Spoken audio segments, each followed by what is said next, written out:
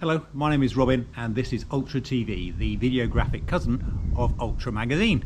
It is a May bank holiday and as you can tell it is gloriously sunny. It was a very different story earlier on this month when Sabrina Verjee attempted to complete all 214 Lakeland Wainwrights continuously. I caught up with Sabrina a couple of weeks after her attempt to find out how things went. In this interview, Sabs talks openly about her asthma, teamwork, and also shares an insight into the world's most dedicated and unlikely burger delivery. How are you feeling after? Yeah, I'm getting there. Your attempt, recovering. Yeah. Okay. Yeah. The asthma took a while to get under control. I can breathe now, which is nice. And then I've just been dealing with this tooth root abscess, which is rather painful. Other than that, I'm good. Legs are good. Really? Legs are happy to go running. Yeah, I mean, I think people were saying that the shame of it was actually that you were really strong. You know, you kind of. Yes, yeah, but I don't look at that I'm really happy. You know, I had 3 days of really good running. I can't be unhappy. No. And spent amazing time with lots of good friends. So I had a really good time. I can't be unhappy about it. Yeah. Well, I think for me, the key thing about your latest Wainwrights challenge is it's not a story of an event that didn't finish and go to plan. It's a story of actually how you worked through what was in front of you on the hills. And I was thinking about it last night when I was out for a little jog. That there's a lot to be said for people knowing when conditions are beyond what you're capable of managing, or actually beyond what's safe. And I think one of the things you were talking about with safety, you've got other people around you. Yeah, I think that's important. As much as we want to push boundaries and break records, and I think we shouldn't lose sight of that. At the end of the day, you want to make sure everyone gets home safe. So you don't want to drag your support team through things that are unreasonable, and it's supposed to be enjoyable as well. If I wanted a winter Wainwrights attempt, I would have done it in winter. Unfortunately, that's kind of what I got.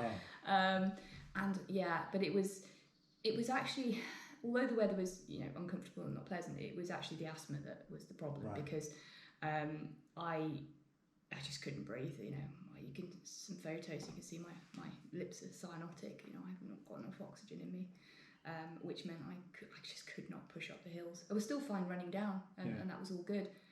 But getting up the hills was just a bit slow, so it meant that other people were going to get cold as well with the speed with which I was going. And was that brought on by the cold? Yes. Yeah, exactly. By the cold. That was the problem. Right. Yeah, it was brought on by the cold. So, What a shame. Yeah, it's a shame.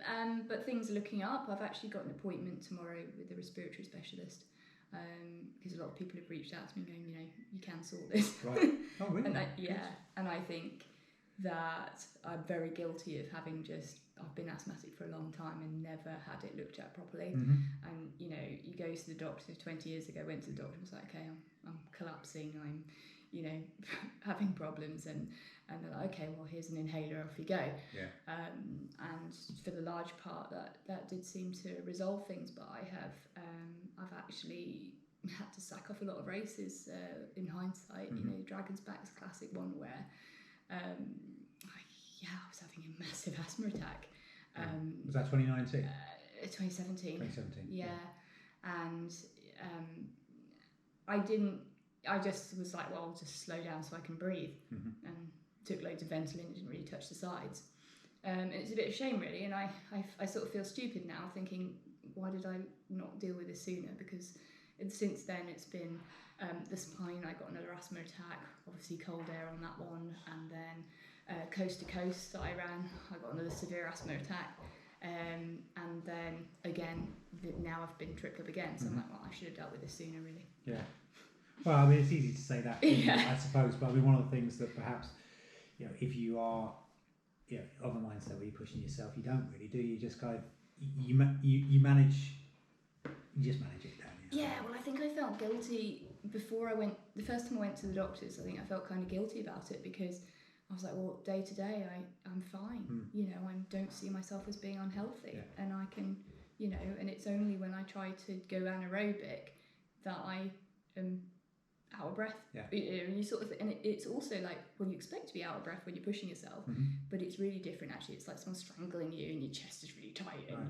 And I also used to get laryngospasm, so like the whole throat would just shut, and then you just literally just conk out. Yeah. Although that seems to have resolved with the bronchodilators. I think they're helping that. But you just feel a bit guilty because you're like, well, there's not really anything wrong with me, you know. It's like here sitting now, it's not really, not a lot wrong with me. And you go to the doctor and you're like, well, it's a bit embarrassing. When I try to, really run hard, I can't breathe. Yeah. And it's like, well, probably I thought other people said, well, that's normal, of course you can't breathe. Or you're unfit, or you feel unfit. When actually it's not that, it's your airways are closing down on you. So no, it'd be really good to try and get that sorted. Because some people go the other way, don't they?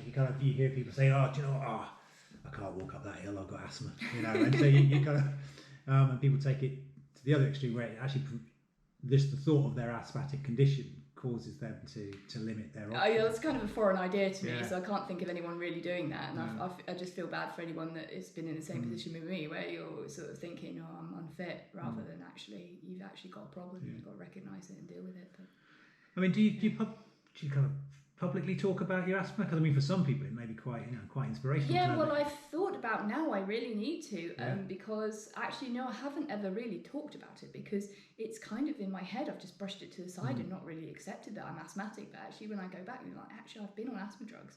I've been diagnosed with asthma for 20 years, and never had proper tests or anything, and never really sort of dealt with it properly. Just there I am puffing away with my inhaler, hoping that it's helping. And actually, I should. Hopefully tomorrow I'll get more from the respiratory specialist, and then I will write some pieces about what's happened with the asthma, and maybe. But I would hate people to think it's a barrier to running, because it hasn't been a barrier to my running. It's just that I'm trying to obviously push it at the top. And then it sort of catches me out. But day to day, it's not an issue for me. It is very well controlled day to day. Yeah, it's just when I do sport.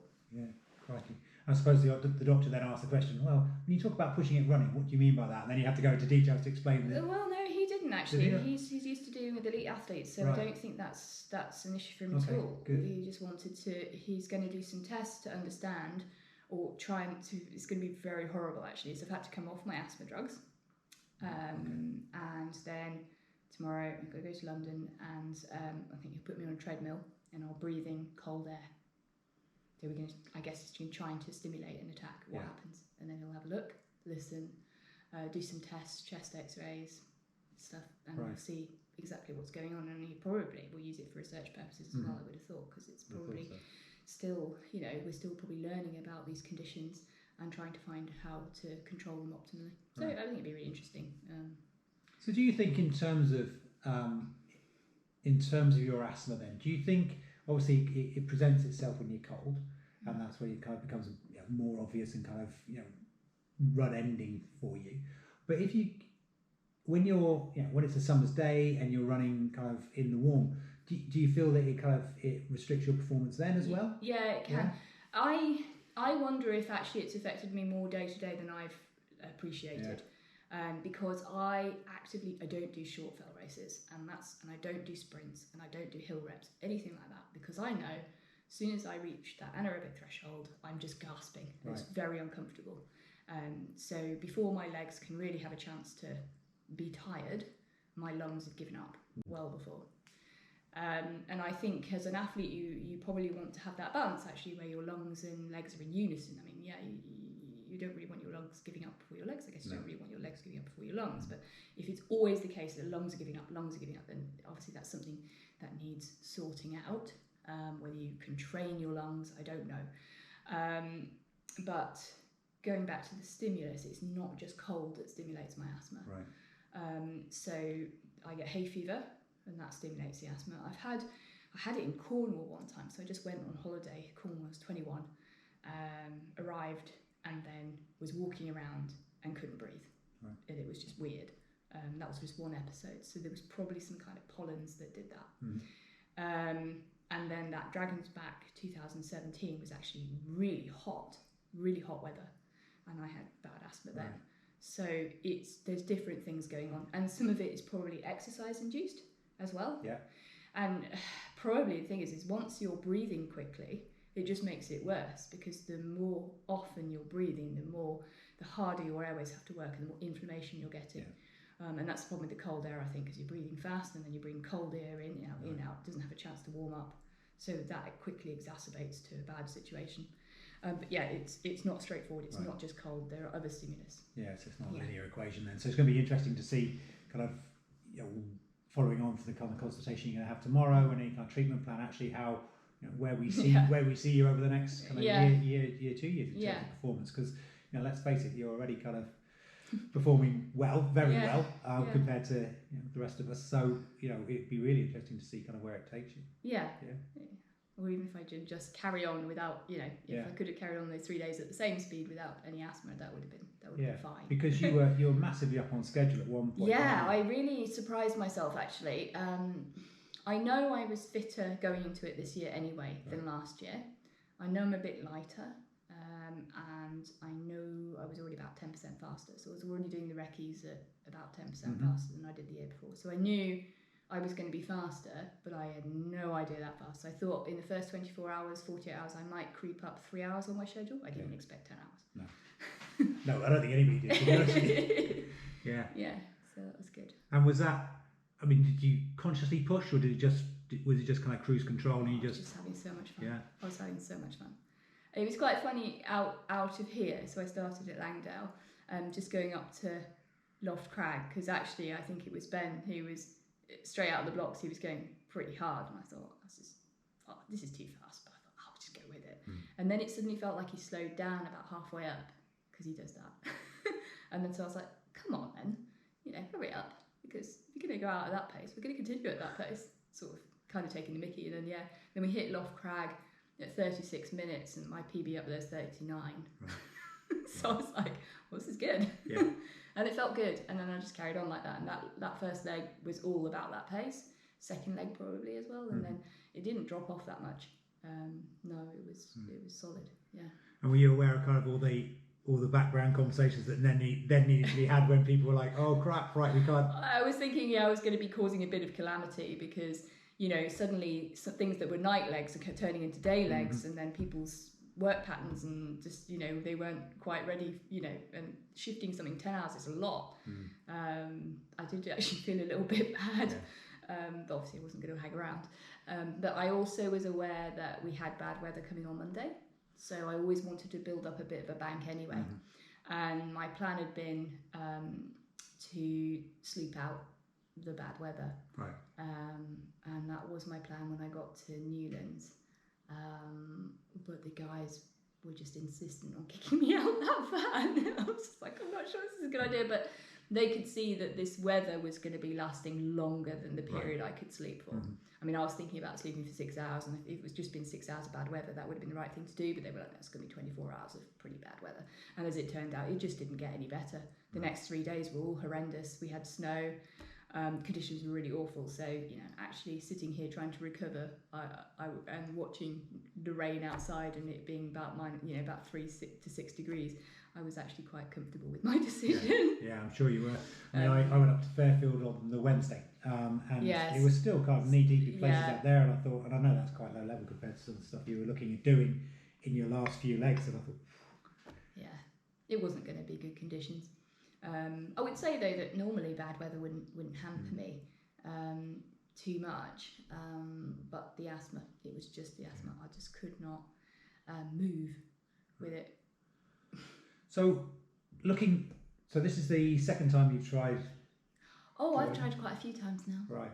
This would actually have been take 3. Take 3, okay, so we can't say third time lucky next time you go out. No, we've already had that one. It'll be take 4. So what is it about doing the Wainwrights continuously that kind of jazzes you? Yeah, the first time I heard of these Wainwrights was when Steve did it. Yeah. And he actually stopped in here. I wasn't here, I was so cross. I was working in London. Ben got to go out with him on this leg. I was so jealous. And I just saw him do it, and I thought, that's the sort. And I wasn't even an ultra run at that stage. I hadn't done the ultra runs at that point. I think I did my first ultra that year. Right. But I just saw that challenge, and I thought, that's really cool. What a journey, just to keep running. And I come from an adventure racing background. Actually, Steve's done a lot of adventure racing as well. He had done. And it's that kind of mentality where you're doing something continuously, taking as little sleep as you can possibly manage on and continue going. And I thought, I just thought it'd be really cool to do all the Wainwrights in one go. You know, why try and bag one here and there and everywhere? Why not just go for them all in a oneer? Why not? Yeah. And so you've done it because you've done it. You completed it. I mean, admittedly, it's not in a way manner you were happy, but that wasn't enough, no. Some people probably would stop at that, I think. But I'd really got this bee in my bonnet that I could do it in less than 6 days. Mm-hmm. That was all. And it was, again, it's a shame as well. You know, I feel like I'm a bit like, I've got all these excuses coming out the back, you know, asthma, and then I've got a knee problem. But yeah, this the knee problem. Well, I call it a knee problem. To be fair, I don't really know what was going on. It strained the adductors, I think. I'd done a really long contour for about 45 minutes where my right leg was higher than my left, and I felt them pull.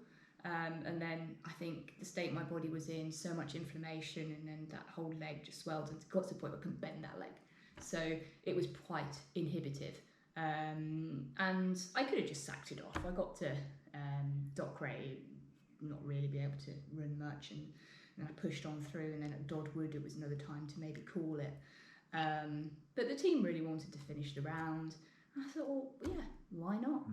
Why not? I said, yeah, I mean, I can go up the hills still. I was in good spirit. I was happy. Didn't have any blisters. Didn't have real problems other than this leg, which was a bit of a disability.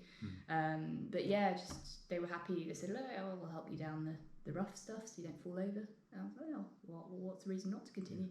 You know, finish my journey. And I finished my journey in a way that I was happy that I completed the journey. I just didn't feel we could call it a record because, you know, the physical assistance that I had, although I didn't go faster than what, you know, I was capable. I think people see that now as well, what I'm actually capable of. And then that was another thing. I don't really want to claim a record when it's so over the time at which I know I can do. You know, I know I can do it in under 6 days. So I don't really want a record of 6 days and 18 hours or whatever. No, I want to do it to the best of my ability. So yeah, I'll probably do it again. Well, I have no doubt you'll do it. I have no doubt. And actually, there's, you know, a lot. I think you mentioned it somewhere on your Facebook post, but you know, everybody that supported you this time out, you know, was keen to get back out. Well, the next day almost. They would have kicked me out. So you know, you've got, you know, obviously your support runners are all in place and ready for the next time out. So it does seem like there's a bit of a Wainwright kind of loving going on, because you did the Wainwright coast to coast as well, didn't you? Oh yeah, I did think about that when I did the coast to coast. I was like, oh, I don't even like Wainwright. Why am I doing all this Wainwright stuff? That was, why did I do that now? The spine was cancelled or postponed, and I was really fit. You know, when you got yourself to this point, I was like, I can't waste this. And there was all these, I knew lockdown was coming. I thought, I can just squeeze something in here. And then I just randomly thought of the coast to coast. I'm not really sure why I thought of that. I'd always wanted to do James's race, the Northern Traverse. And I thought, well, that's a cool route. Let's have a look at it. And when I put it on the map and it was all in tier 2, I was like, this is just a signal. Just go. Just do it, Sabs. You know, and then I contacted Andy Slattery, who's chief constable. I said, is this okay? Is this going to be okay to do this? He said, well, yeah, if you're going to do it, you better get on with it because lockdown is coming. I was like, oh, okay. So I had to do it really quickly, pulled a team together in a few days, Boxing Day, stormed Bella, and everyone was keen. It's nice because it brings people together, and it's kind of the only way we could meet up, as it were, you know, doing something outdoors in small numbers, so I only have a couple of people with me at any one time.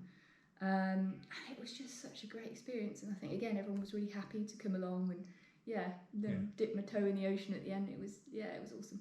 There is something about the community, isn't there, that is quite special. It is. I don't know how to describe it. I don't, you know, and I also enjoy going out and supporting people. So I get it. You know, it's just fun. You just want to be involved. So there's loads of people going out to do the Wainwrights now, and I'll be like, yeah, I'll just come along to this leg and that leg. I was a bit worried I wouldn't be able to join because of asthma, but I think I'm all right now. So. Yeah, you certainly will be after tomorrow, hopefully. So yeah, all sorted. Yeah. So what's your why then? So I mean, how long have you been running ultras? So I think it's 2014. I did the Grand Tour Skidder. First ultra. Okay. So why? What? I mean, everybody has their own motivations for doing it, I guess. What is it? I like eating cake. Yeah, good. So you have to run, otherwise it'll be the size of the house. Sumo Sabs if you don't run. Basically, yeah. So I like eating. Running allows me to eat as much as I want. I think running gives you endorphins. I like being outside. I really like being outside. I like seeing the things that I get to see where my feet take me. You know, I love being on the tops. I love ridge running. Around here, I mean, it doesn't get much better. You go up, you go around the lakes, more hills. You know, you've got grassy stuff, you've got rocky stuff.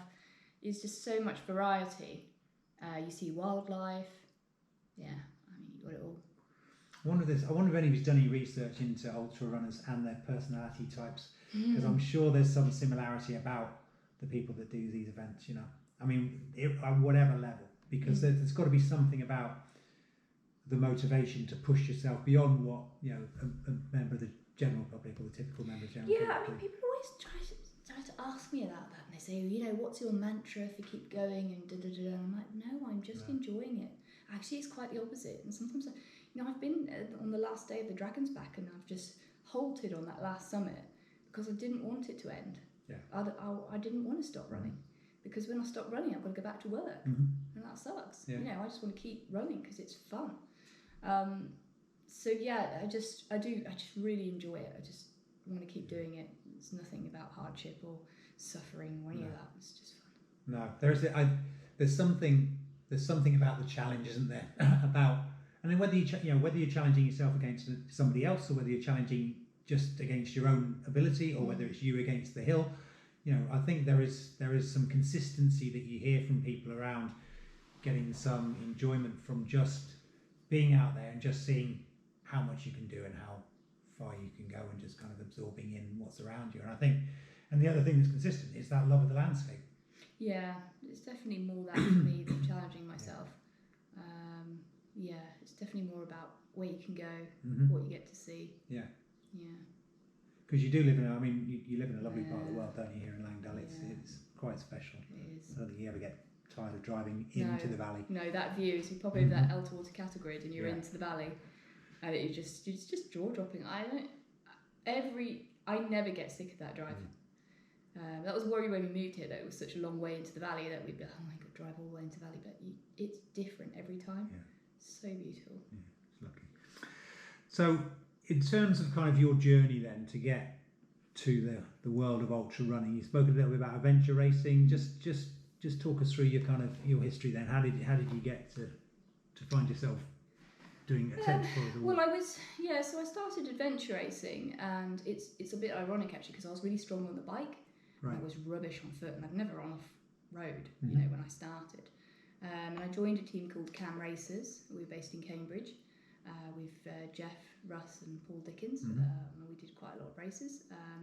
And I was often dragged around on a tow for the running, you know, and actually on the bike I would easily drag all of them up a hill, because I was very strong on the bike. And then I was like, well, I've got to fix this. So I did a bit more running and more off-road, and I started to really enjoy the off-road when I started to explore that. And I got a proper set of shoes that actually had some grip, so I could actually run downhill.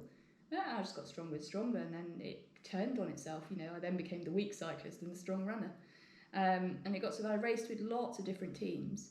I've raced with French teams, Spanish teams, Irish teams, British teams, all over the world. And in the end, I found that on the trekking stages, that I was really strong, and I was just getting fed up of waiting for everybody. And I wasn't too strong on the bike anymore, which is ironic. And I thought, well, maybe I should just do something on my own now, where I can just run. So I was enjoying it so much. And that's why I entered my first ultra, Grand Tourist Skidder. And I won that. And I thought, well, actually, I'm all right at this. And then everyone seemed to be getting these points for this UTMB thing. And I was like, oh, okay, well, I'll do that. So I got all my points in 3 months, which meant I had to enter this Polish random 100-miler in Poland. I just flew out to Poland in December. As you do. And actually thinking about it, yes, I had an asthma attack there. But that was really weird. It was really cold. It was snowing, and they don't normally have snow in Poland. Right. And so it was unexpectedly cold. And I just assumed Poland would be cold for some reason. I don't know why I've got that in my head. Yeah. Yeah, or maybe, but yeah, but it was unusually cold for them anyway. And actually, I remember now that last bit it was through the woods, and I was on my own, but I kept stopping because I thought there was someone there, and then I would stop, and then I wouldn't hear it anymore, and then I would run again, and I realised it was my breathing. My breathing was so loud, it sounded like another person was with me. Wow. And then when I finished, actually, I was lucky my friend was there. She's a doctor. Because I remember going to sleep, and she had to give me a good back slap in the night because I almost choked on my sputum. Right, okay. It was pretty bad. Yeah. She said my respite overnight was horrifying. She didn't know what to do. Oh God. And I didn't even have an inhaler with me or nothing. So this, actually, I've only just thought about how bad that was as well, and how much I've neglected to deal with it. So it's my own fault, really. These things.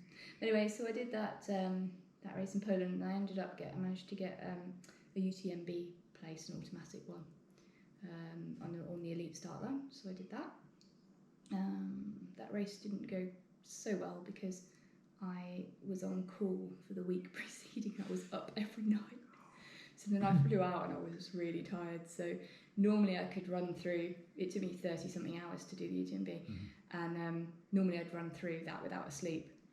But I think there was one point where I just crawled into the side of the path and I thought I'd take a 10-minute nap, but I ended up sleeping for 2 hours. I think 200 people overtook me. I was like a little corpse on the side of the road. But I felt good afterwards and had a good run finishing. Yeah. So that was an interesting race, but I think something like UTMB is a bit commercial for me, a bit large. There were a lot of people. I prefer the smaller races like Spine and Dragon's Back, and I'm looking forward to doing Cape Wrath this year. Yeah. Okay, you're on the start line for that one, are you? I'm really excited about it. Are you going back to do the Dragon's Back long course? That's in September, so I'm not going to do Cape Wrath and then Dragon's Back.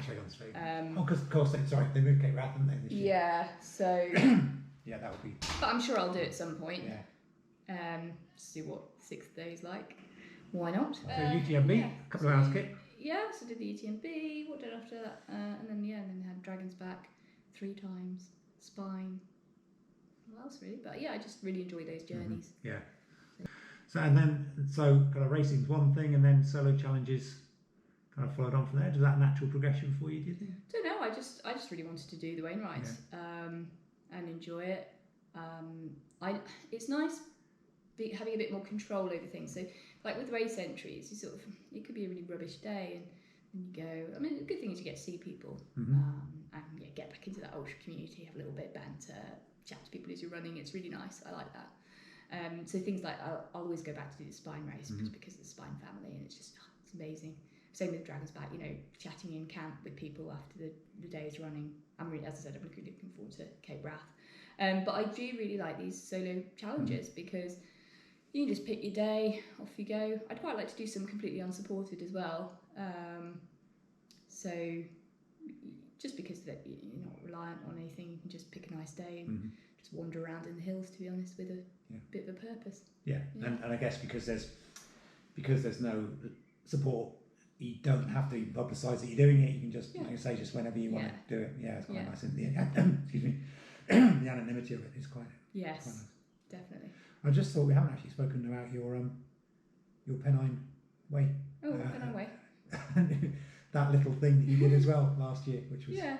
Well, in a way, the Pennine Way that I did was a bit slow. And I wasn't fully recovered from my Wainwrights either. Okay. So it's okay. It was fun. I enjoyed it, but I think I could do it a whole lot better. Right. So it probably needs to be done again at some point. Revisited. Yeah, and I also the whole north to south, south to north. North to south is great as long as you don't have headwind, and I had a really bad headwind. Right. So I think I'd like to do it south to north again. I'm excited to join John on Saturday as he goes north to south. Right, John Kelly. Yeah, John Kelly. He's going again, is he? Okay. He's going again. But he's going north to south, and I'm like, are you sure, John? I would do it the other way. Yeah, but he did it the other way, didn't he? So He did. And so the reasons, obviously, for doing it north to south is that you get the Cheviots out of the way. Because that's the only section where you can't get a lot of support. It's 4 or 5 hours at the beginning where, there's no roads to cross around. So if it's at the beginning, then you probably don't need much. You run for 5 hours, what do you need? A bit of food, a bit of water, and your supporters are fresh and you're all good. And then at the end, when you're coming through the Peak District, you pass a road every hour to 2 hours. So it's much easier to get support. So that's really the logistics around it. But actually, prevailing wind is south to north. So unless you've got 100% still day, you kind of want to go south to north, I would say. Yeah, that's interesting. And I would have done it that way as well, but I also would have thought, because I'd done the spine a few times, I thought that's a bit boring, always go in the same direction, let's go the other way, just for a bit of change it up. But I think if I do it again, it'll be south to north. Yeah. And in terms of kind of going back, just reversing the direction, did you get to see different? Did you notice different things on the route, or does it? Well, you notice different things because you're passing at different times of day. You just see different things. We saw an adder in the woods around Burness somewhere. That was quite fun. You see different people out, and you just appreciate different aspects of it, and it feels different. Definitely, across the Cheviots as well, because when you're doing the spine and it's the end, you're a bit too tired to appreciate it, I think. You're just trying to crawl to the end, aren't you? Yeah, because it's quite raw beauty up there, isn't it? Yeah, and it's always quite windy up there, actually. So, it's quite hard when it's really windy to look around. But no, it was nice up there when I did it. It was really nice. It was windy, but it was beautiful. Beautiful sunrise over the Cheviots. Excellent. So in terms of kind of looking at these big challenges and the logistics that you put in place, kind of what have you found works well, and the kind of next question would be the follow on from that. What have you found that doesn't work well when you kind of putting these things together? So when you talk about logistics, do you mean where I put support or eating, or what do you mean? All of that really, in terms of kind of how you put in your own planning process to putting these kind of big challenges together. Kind of what works well for you. I think the biggest thing that improved my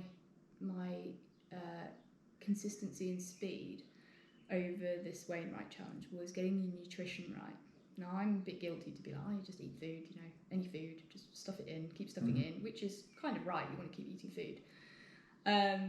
But I've had a bit of tummy trouble a few times, and stopping to go to the loo every 5 minutes is hampering. So I wanted to actually try and fix that. So I thought, I really need to eat really digestible carbs. I just need carbs. And I really need to reduce the amount of fibre and the amount of fat that I'm eating. So I really used a lot of mountain fuel jellies. Right. And Supernatural. Have you heard of Supernatural fuel? I haven't. That's a new one, actually. Oh, is it? Okay. Yeah. So, what you really want is food that you don't have to chew. Yeah. But that's not too sweet. So there's 3 flavours that I can have. There's one flavour which I would love to have, but it turns out I'm allergic to avocado, so I can't have that one. Okay. But the 3 others are berry and quinoa. Right. And then there's date and sesame. And my favourite is banana, maple and oats. Right. And it's almost like your morning porridge, that one. I really like that. And it just means that you can get the calories in super quickly, no chewing, flush your mouth out with some water, and also good for your oral health. Because what I find when he's chewing these bars, like half of it's still in the mouth somewhere. Stuck in your teeth. And it's probably being acidic and eating away at your causing ulcers and things. So actually these foods are good to clear, get them in 5 seconds and water, and then have a clear mouth for 20-30 minutes rather than chewing on a bar for 20-30 minutes, because that's what it takes. So that made a massive difference. So I was drinking 500 ml of water an hour, right, and in it I had mountain fuel, and that's the extreme energy. Yeah, so they sachet. have raw, which is basically tasteless. which is brilliant because you get sick of. I did have some with tropical flavouring, I quite like it, but yeah, majority was raw. So you just keep drinking that. So you're trickling in, 100 to 150 calories an hour just from your fluids, as well as balance your electrolytes and all of that, which is really helpful. And then I would easily whop in 1 or 2 gels an hour, jellies, and then some supernatural fuel, and then on top of that I'm trying to eat some proper food. So when I stop at the support points, I'm trying to eat a proper meal like spaghetti bolognese or a quiche or pizza, something with, again, majority carbs, and trying to lay off the fat, and that made a massive difference. Actually, I think that would be really helpful for ultra runners to think about that. I used to be like, I'll eat blocks of cheese, which is probably great for getting energy in, but I think that the guts struggle to digest fat. It takes more energy for your guts to digest fat. So it's fine if that's all you can eat, but I would try not to have too much fat while I take it aboard. And fibre as well. I mean, you want to eat some vegetables, you're craving them, but actually your body probably doesn't need to be dealing with fibre at that point in time. So yeah, avoiding fibre. So I think the nutrition was massively improved. I did really well with my hydration, and it just made a massive difference for speed, for reducing water retention as well. I had a big problem with water retention last time. By the end, I looked like some Michelin man. I must have had 10 kilos of fluid on me, and of course, it's heavy and slow and doesn't feel very good at all. So then the other things, you've got nutrition, and then the other thing is sleep. Sleep's really important. Obviously, you don't want to waste time sleeping, but I didn't have enough sleep last time. I was really pushing the limits. Actually, that was part of my challenge last time. It's like, I really want to, what's the minimum sleep you can really do? I really scrounged on it. But it meant that that first sleep I had was a good 50 hours in. And the 2 hours leading to that, where I was struggling to get back here, I was like a zombie. And it was a waste of time. That leg took me an hour longer. So a 3-hour leg took me 4 hours because I was a zombie. So I wasted an hour. I could have slept for that hour. So what I did this time was put the sleep in a little bit earlier. I had it at about, I wanted to sleep at night though. This is what caused the major issue with the logistics for Ben, because we put my sleep point at Glenridding where I should have been at 36 hours in. But then I was doing daylight. So yeah, I pushed on then to Troutbeck. And I slept there. I had an hour and a half maybe. But I felt great. I got up and I went again. And then we're gonna have another 2 hours again the next night, and then 2 hours every night after that, which would have been in total 3 hours more than what I had the time before. But more evenly spaced. More evenly spaced, yeah. I think Dame Ellen MacArthur talks about kind of the benefits of kind of, you can get little chunks of sleep in often. It is good. And it's very productive. I'm very good at getting in the camper van and that's it. Boom, sleep. Ben wakes me up, boom, awake, eat, off you go. So when you come back to your nutrition then, did you have a calorie count per hour? Did you know roughly how much you were taking, or how much you should be taking in for optimal performance? I said to my supporters I'd like to get 300 calories in an hour. Which isn't a massive amount if you think about the terrain you're running over. So I just think your body struggles to process more than that. You've got a limit of what your digestive system can do while working, because of course while your blood flow's going to your legs, your digestive system's turned off. So if you then eat more calories when you're stopped, you can digest, before you sleep. It's important. Try and get in 1,000 calories or so while you're sleeping. But when you're on the move, at a minimum of 300 calories. And I was shocked to hear John Cuddy say he would try for 120. So I hope he gets more than that in this weekend. I'm sure he will. Yeah, I will force feed him. Yeah, I'm sure he may start thinking that's enough, but his body will soon start demanding more. I was shocked. So, but we looked at what I was taking in, and actually I was achieving that. I was achieving my 300 calories minimum. And then with all the other bits on top, I was doing all right. And there were moments when I was not so good at eating, and Ben was very disappointed with me. He was like, "You're not leaving till you eat that." And I'm like, I can't eat that one. I just have a mouthful at a time, and it was just taking so long. And it's like, go on, get out there. But yeah, you do, it's just like a car. If you don't put diesel or petrol in, you're just going to stop. So, it's about fuel. Get it in. Sometimes it means stopping letting your heart rate come down so that you feel like eating. I think if you're running and feeling sick, it's a downhill spiral. You know, just stop until you feel like you can eat, because you know, pushing your body beyond that with no calories, it's just going to end badly. You know, it's very hard to pull yourself back from there. So nutrition, sleep. Yeah. Getting the right people's got to be important. Yeah, God, I'm so lucky. I have so many amazing friends and so many people who, you know, every time I do this, I make a new couple of friends who come along and join in and just want to help. There's an amazing guy, a Nepalese guy called Mingma. Yeah. Fantastic to meet him. He's actually an incredible athlete, and he has already done all the Wainwrights in a very quick time that nobody knows about. He just did it in winter on his own. So there's probably some good stuff coming from Mingma, but you know, some people don't need to shout about it to the whole world, do they? No, I guess not. I think I might have seen him actually doing a Bob Graham. I think he saw him in Wasdale. Wouldn't surprise me. Somebody was feeding him chocolate cake and then he kind of just trotted off up the Barrow. He's very strong and very modest. Nice chap. It was very nice to meet him. I feel honoured he came out to support me, and he came on a couple of legs, and I'll tell you, he was there in my worst asthma attack,